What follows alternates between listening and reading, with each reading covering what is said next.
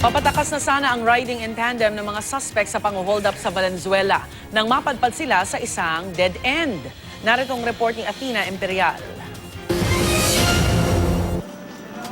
Ilang minuto matapos mang-hold up umano sa San Miguel Heights, Barangay Marulas sa Valenzuela, natimbog ang riding in tandem na papatakas na sana.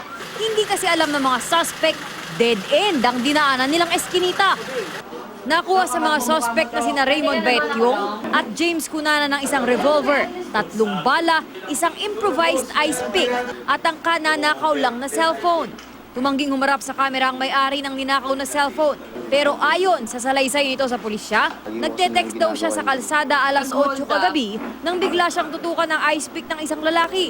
Nang manlaban umano siya, isa pang lalaki ang lumapit at tinutukan naman siya ng baril. Saktong nagpapatrolya raw noon ng mga pulis sa lugar, kaya agad silang nakaresponde. Nakita po namin na nagtakbuhan po itong dalawa.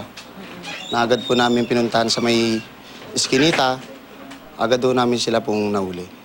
Sa Valenzuela Police Headquarters, positibong kinilala ng isa pang biktima ang mga suspect na siyang nagnakaw naman daw ng kanyang cellphone noong linggo. Hindi ko pa rin po agad binigay. Hinata ko po.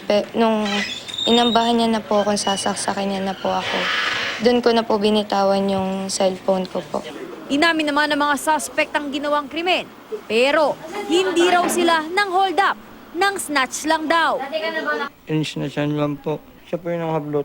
Hindi ko naman po alam na hindi mangyayari dahil lang sabi niya may pupuntahan lang kami.